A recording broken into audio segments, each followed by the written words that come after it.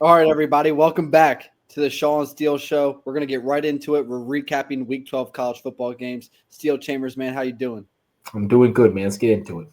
All right, let's do it. Well, we're gonna start with my USC Trojans. Big time win in the pouring rain. You've been calling them a bunch of pansies all year long, and now you got to be jumping on the ship, in my opinion. They take down the Iowa Hawkeyes. What are you thinking about this one when you watch this? Fuck your ship. I'm not jumping on anything. No. But you respect this now, right? No. You can't even say that with a straight face. I don't respect you guys. What don't you respect about us? You guys were still soft up front. On defense, at least, you guys have a soft defense up front. And you have to admit that. Okay, here's what I'll admit. For 3 yards in a cloud of dust every single freaking time. Here's what I'll admit, Steele. Here's what I'll admit. I've seen plays where it looks like that defensive line, they're just taking plays off and they get driven back 5, 6, 7 yards. I mean, I've saw a video clip of a guy, I'm not going to call him out, but he literally got driven back about 7 yards. But I've also seen them dominate.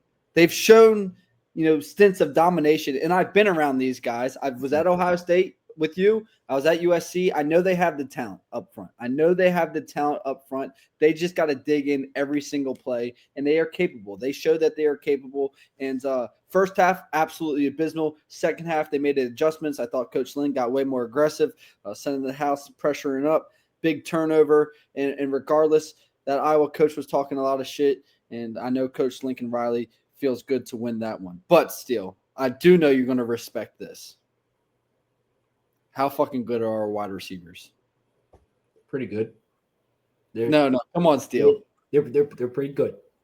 You text me during that game. You called me. You didn't text me. You called me during that game, Steele, and you said, man, I tell you what, those receivers are damn good. And yes, they are. Mekhi Lemon, I think it's him or Jeremiah Smith for the Blitnikoff, right? Yeah. Jeremiah, after this week, it probably leans more towards Lemon. Because did he get hurt?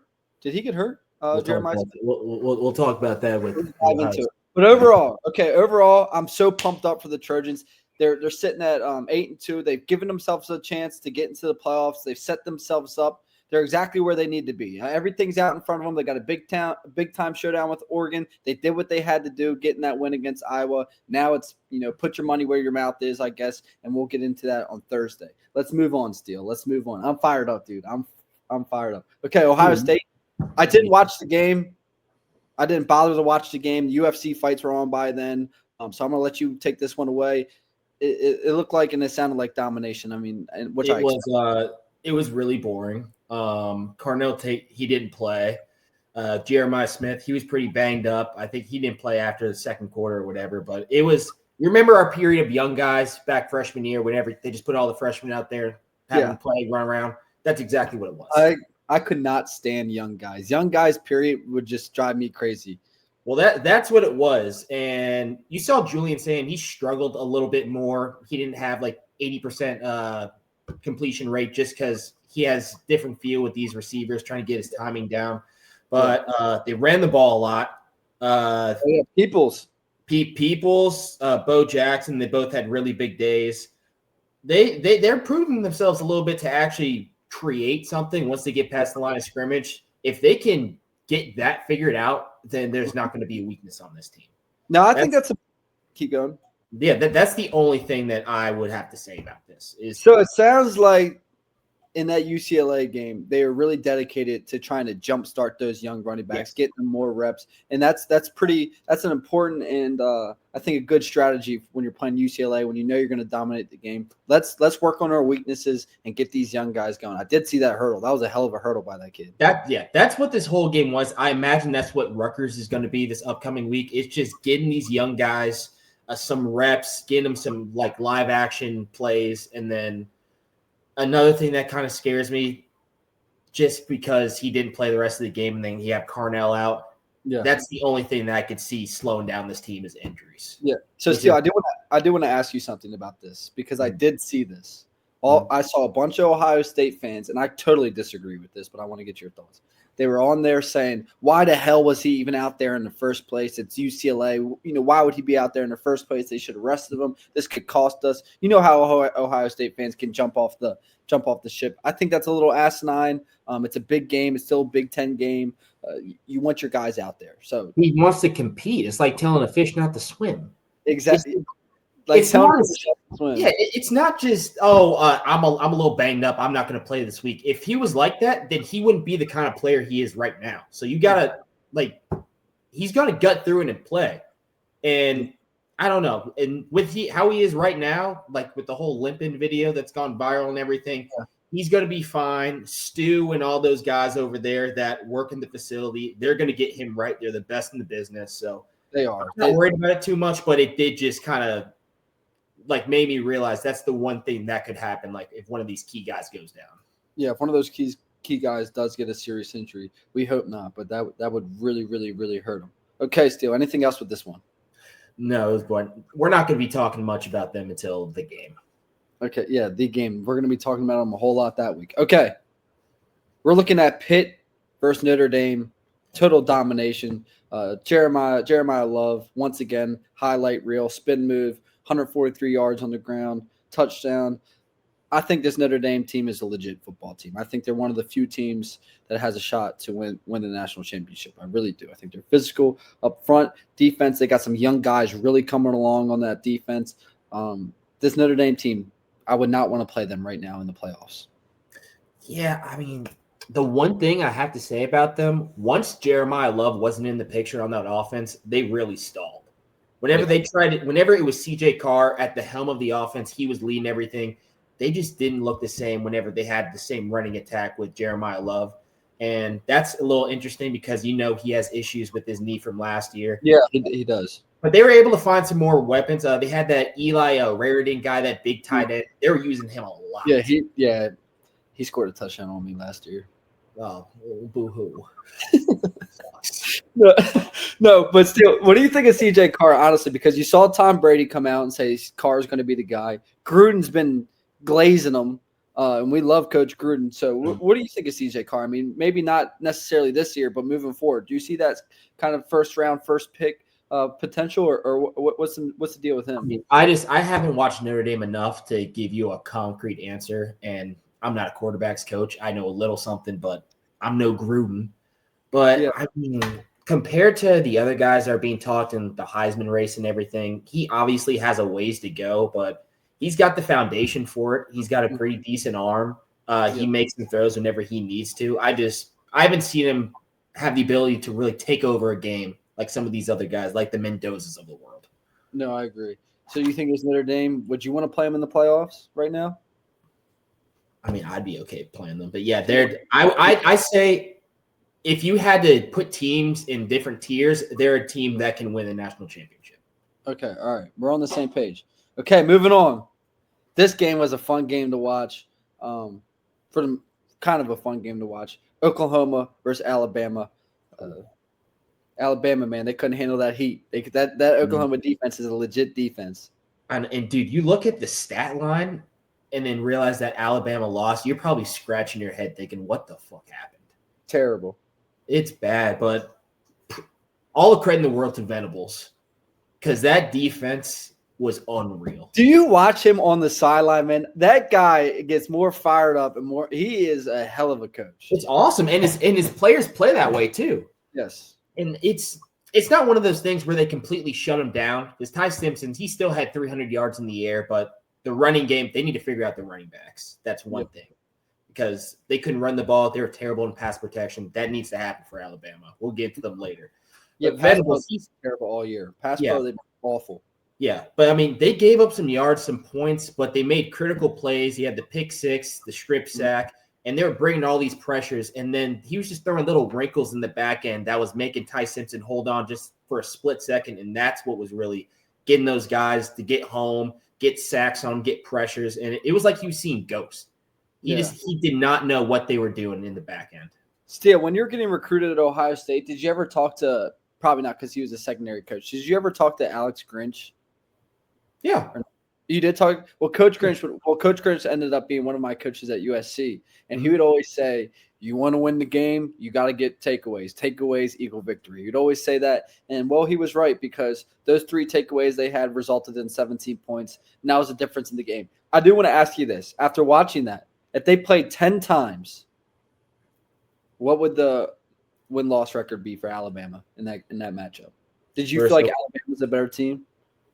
Uh, uh, it's so hard because on almost God damn, you stumped me. I'd say Alabama probably wins like 6 or 7 times out of 10. Yeah. It's just Oklahoma. It's one of those things where you think defenses can't win you games like that, but they did it against Tennessee. They scored against Tennessee. They scored again against Bama. So even though they've got a struggling offense that only had 212 yards, terrible. Their defense is for it. I know. It's crazy. That defense is doing some serious sled work. And when you look at Oklahoma, they have no run game outside of Mateer. He's got to do everything with his legs. And then they just seem – I don't know. I don't know if this Oklahoma team is going to be able to make – if they get into the college football playoffs. I don't see them making a big run. I mean, maybe their defense can carry them all the way to a national championship, but I just don't see it. I mean, the offense is just not – it's not enough. It's simply not enough. They're not using their weapons. Yeah. They're so focused on Mateer, getting him kind of going on the ground on Xavier Robinson, and then they're just forgetting about their receivers. Their tight end, Kanak, whatever his name is, he was having a really strong start to the year, and then they just forgot about him. So if they can utilize those guys, like they're good players, and if they can figure it out on offense, then that's going to be dangerous. Yeah, if they figure it out, the defense is carrying them. If they figure it out on offense, though, they'll bump up to that tier of teams who can really compete. Okay, moving on. An absolute ass whooping down in the hedges. Texas against Oklahoma. Steele, what did you see with this one, man? I mean, do you remember Arch last year whenever they played Georgia for the first time? How he looked like a deer in headlights. I mean, I've seen him a few times look like a deer in the headlights. I don't exactly remember that, but yes. It was that again. I mean, I don't know what happened in the last 2 weeks, but Georgia in this defense, they found something with pressures, with all kind of interior stunts, and they're getting home, and they put so much pressure on Arch. And between that and then their offense just clicking, they're the hottest team in football right now. Steele, I mean, they're looking good. Please tell me that you saw Kirby Smart's post-game interview. Please tell me. I don't know. Oh, gosh. This is the best one. It's been going viral. So Kirby Smart gets on there. You know Kirby. He's got that kind of smooth way of talking too. He says, here's the problem with today's world. He says, everybody wants to check. They want to get cut a check, but nobody wants to be physical. He goes, here, we're a physical football team. We're cutting checks and we're hitting people. That's what he said. So not too many people doing that. We're cutting checks and we're hitting people, and that's why we're winning. I think when you look at this Georgia team, they're clearly the best team in the SEC right now. I would say so, yeah. I think they're the best team in the SEC. They are rolling. They look like a force to be reckoned with. They figured it out on defense. Gunnar Stockton, I know I brought up last week, maybe being in the Heisman talks. He's playing very efficient. He's running that offense at a very capable level. He's more than capable. He's making plays. And this team, I think Georgia's going to win the SEC. And they right now, they look like the best, other than Ohio State. They look like the best team to me. Yeah, I mean, what really separating them right now is the coaching too, because Glenn Schumann, Mike Bobo, Kirby Smart, he gets some tight ends going. Dude, he gets the tight ends going. Between him and Kirby going for it on those 2 4th-down conversions. Then the onside kick. Dude, I mean, left dick on the table. Big dick on the table. Holy shit. That's some wicked shit they did. They are not messing around down there in Athens at all. Because they weren't out of the woods. It was still like a 1-2 possession game, that entire sequence, and then it just blew up. Exactly. Yeah, I mean, they are not messing around there down in Athens. Not at all. Texas Steel, what's for them? I mean, obviously not going to the playoffs.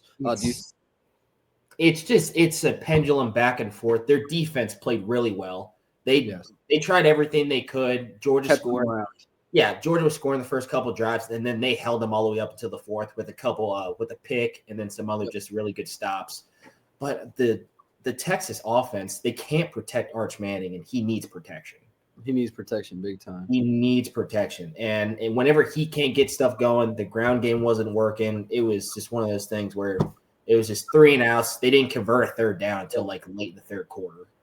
It was bad how they've been when they're not looking good. Every time Texas looks like they're getting ready to break through and kind of be the team we thought they were going to be. Break through that ceiling. Yeah, you think they're going to break through the ceiling, but they fuck up. They don't. They get denied. They get stuffed, and it's not good. It's not good. That's a bad loss. Okay, but there's still a world where they can get in if they went out. If they beat A&M, but now 9-3, and then they got their ass beat in this one, probably changes the scenario a little bit. But yeah, since if they would have lost on like a walk-off field goal, overtime, or like 7 points, then yeah, it came down to the wire. They got handled down there in Athens. They got handled. And they got handled bad. I know Matthew McConaughey was probably very, very sad. Very, very sad. That dude's never sad, man. Yeah, I guess you are right. Like even whenever his Longhorns lose, that guy's never sad. He's mastered life. He seems to have figured it out. Okay. Yeah. Moving on, Steele, and I know you get fired up every time I bring this up. The group of five shit. USF, they're the team that it seems everybody wants to be that group of 5 team in the playoffs, but they're done. They're done. You go let Navy put up 41 points. You lose to Navy. We love our midshipmen, but if you want to be a serious group of 5 contender, you can't lose to Navy, and they do as 9.5-point favorites as well. It's unacceptable. Steele, what do you think about this group of 5 situation? Now we're looking at Tulane and JMU. I would go JMU.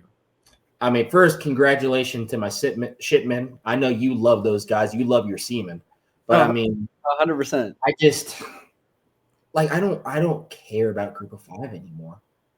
Like every single time someone has a clear path to the playoffs in the group of 5, they fuck it up. They somehow give up 41 points to Navy.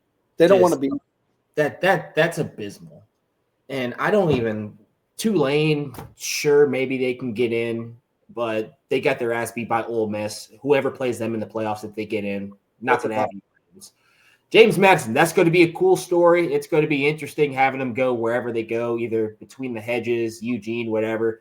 It's not going to be a good game. It'll be cool to talk about, but once the game actually starts, it's going to be boring as shit. 100%. They need to do something about this because it's not fun. And people say like they want these teams to be included in shit. Cool. You're not just getting fucking participation trophies. Like I want teams in there that are going to compete. I agree. You know what? You bring up a really good point about the participation trophies. It does seem like it's kind of on brand for this modern world we're living in. And I'm with you. The 12 best teams should be the 12 teams in the playoffs. The 12 best teams. Yeah. If Tulane wanted to be in there, they should have beat Ole Miss. Yeah. Close game. Yeah, because I'll see videos of people saying what we're saying, but then they'll have people commenting saying, oh, no, you need the group of 5 teams to be represented. Horse shit. I don't care about them being represented if they're not good enough. I'm with you. Change it. Fucking change it. You're hitting the nail on the head. Well, listen, you're God damn. What's it called? Your dreams are still theoretically alive, I think. No, Duke lost. Oh, that's right. Duke got smashed by Virginia. Yeah. And our pick of the week was Duke beating Virginia. Mitchell Melton, strip sack. You saw Mitch had a strip sack? Strip sack. God. Yes, strip sack. That man, he's going to be all ACC, dude. He's definitely the best pass rusher I've seen in the ACC this year. But, okay, we'll stay in the ACC now that we kind of segue. Georgia Tech. Boston College senior night, they have him on the ropes. I think it was like 34-something, and they end up losing 34-36. I mean, Steele, this defense, it's unacceptable. It's unacceptable. I think they need to start. Do you know what regulating is for like yes, soccer? They need Yeah. to start doing that, and they need to start with the ACC. It's so bad. Would you They regulate? Would you regulate? What teams would you regulate from the ACC? Honestly, I might send the entire ACC down to Division II. The Texas, entire- I mean, Georgia Tech, the team that's supposed to be representing the ACC, almost just lost to a 1-10 Boston College. A Boston They gave up College, 34 points.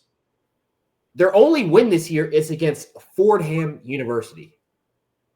One of the first games of the year. That's their only win. I think it's pronounced Fordham, but Fordham. Fordham. Fordham. Yeah, that's bad. That's bad.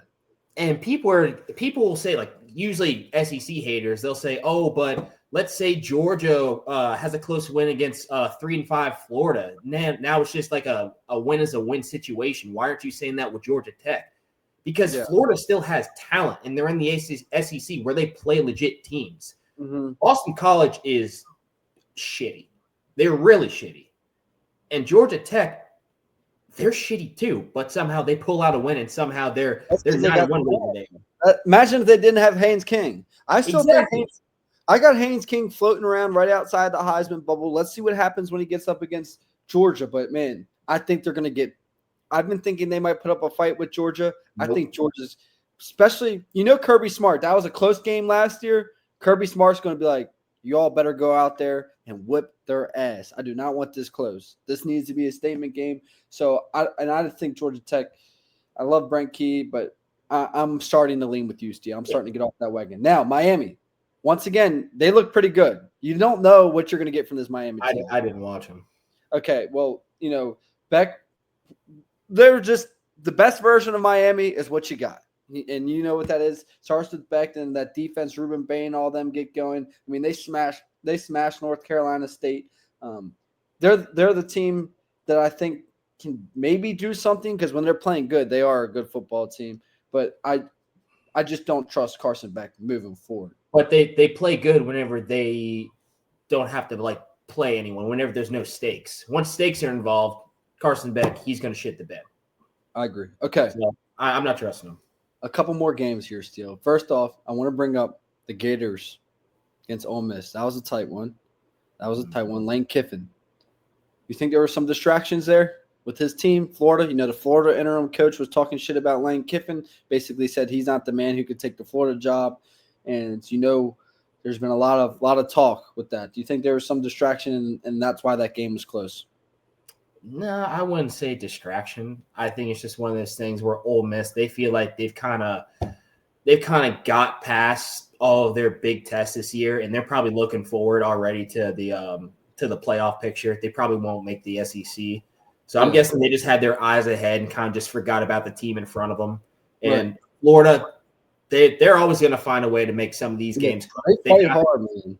They've got the talent. It's just the coaching, maybe the culture hasn't really been there the last few years. So they're always going to make these games close, and they did. I'm dying for the Swamp to get going, man. I want to see Florida in the next couple of years really, really start to do something in that ACC. Now, to close it out, Steele, I talked about them Tucson trenches. Oh, God, whatever. Them Tucson soldiers. Cincinnati hasn't lost to a non-ranked team at home since 2011, I believe, which is an insane stat. But they get done in. Steel Chambers, how are you feeling about our guys over there? I don't know, man. The Islander had a pretty good game. Yes. So you had that. Cincinnati cannot play against man-to-man defense. I don't know what it is. The receivers are struggling to get open. It's one of those things where if you play man-to-man against them, they're going to have zero offense whatsoever. They need to utilize Joe Royer in them situations. I don't know why Joe isn't getting more targets. Preseason, he was projected late first round pick. I know he is deserving. He's all of that, but they don't utilize him at all, and it sucks. They just use Sorsby. They use him trying to run the ball. Whenever that doesn't work, he's just taking these crazy shots down the field that just never hit. Hit or miss, yeah. It's hit or miss, and they're still technically alive. In the Big 12. They've got a big game this weekend against BYU, so maybe they right that ship a little bit.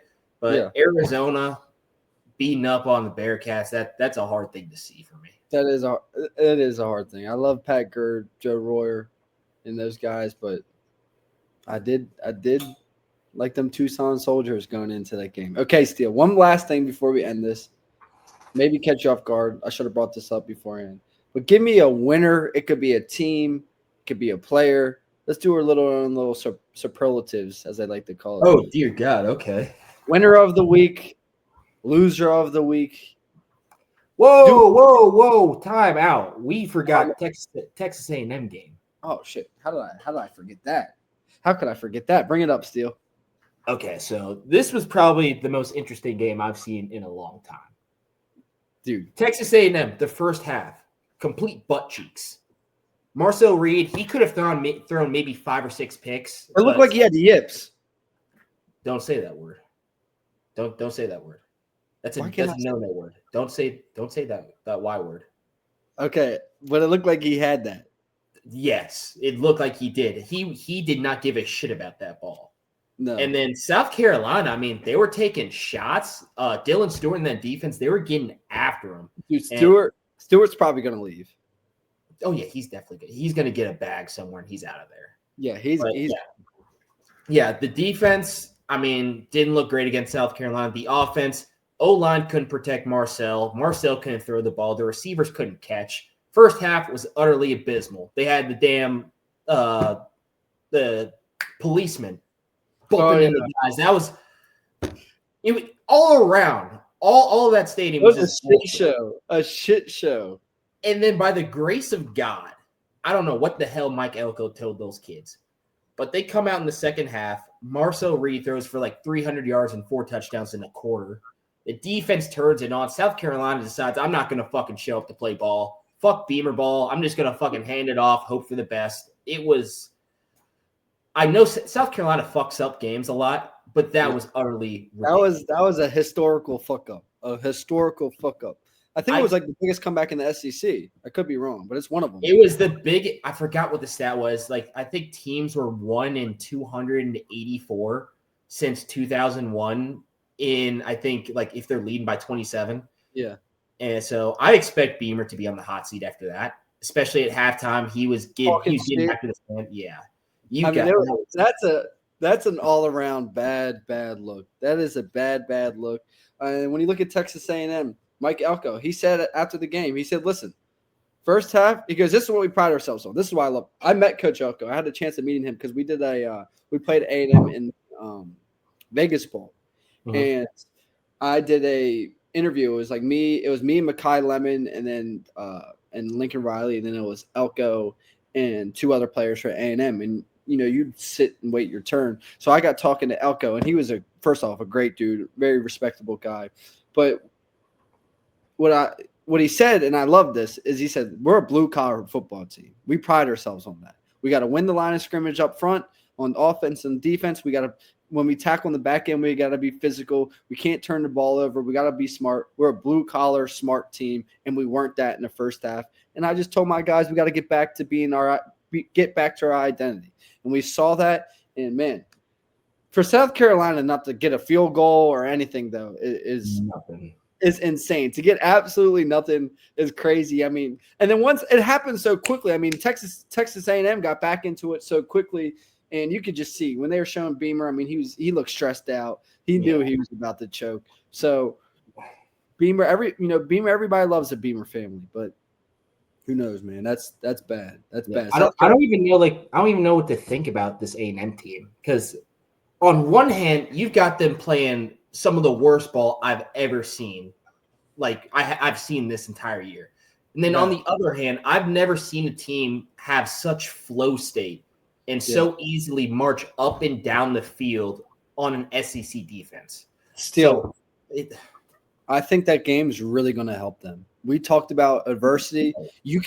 There's so many mistakes and so much bad football. To get out of there with the win and be able to learn from that experience, that's really, really going to help them. That's going to show them going forward that if they come out and fuck around, against anybody, they're going to get smoked, and especially in the playoffs. So that's a good learning moment. We talked about adversity. That's one of the things about Ohio State. I hope when they play Michigan, they're losing by 3 points going into that fourth quarter, just so we can get build some adversity there. But yeah, that's what I like. I think it's going to help them in the long run. Yeah, dude, it was a gut check. It was a good check. It was a gut check, and God, dude, they get out of there with the win and not a loss is just. I mean, you got to be. That is just, man. Talk about. Whew. Yeah, and I mean, I do my little betting on Robin Hood and stuff, and I was betting on that game. You might be the only kid that ever bet on Robin Hood. I've never heard anybody. People do it, but either way, after the strip sack, I said, "Fuck it, South Carolina. They're gonna figure it out this game." I put a bunch of money on them, and then at halftime, it's like kind of one of those things where if South Carolina wins, you've got to bet 96 cents to win 4 cents. One of those things. And they were all the way up at like 95, 96%. So basically the game was in the bag. Yeah. And then I decided, fuck it. I want $100. I want 100%. And I just slowly saw it decline and decline and decline all the way until it was at fucking 0. And I lost it all. Oh my God. See, man. It was bullshit. No, that's bad. That's bad. Okay, Steele. Let's move on to three simple superlatives. Your team winner of the week, your team loser of the week, and your Heisman pick of the week. Okay. Winner, I'm going Georgia. Dominant performance in a top 10 matchup. That was really nice for him. Okay. Loser of the week, the Cox. I mean, they puffed themselves up. They were looking girthy, and then they went flaccid that second half. That's unacceptable. Unacceptable. And then what was the last one? Heisman. God, no one really popped out. Oh, got Jacob Rodriguez. Yeah, you saw that? They're really trying to get him that damn trophy. And this is the year if he can get shit right, if they can get him some touchdowns, he can win it this year. I know it, dude. 9 tackles, an interception on defense, and then they got him on offense. Well, I think he was recruited as a quarterback. I could be very, very wrong on that. I'm pretty sure he was a quarterback.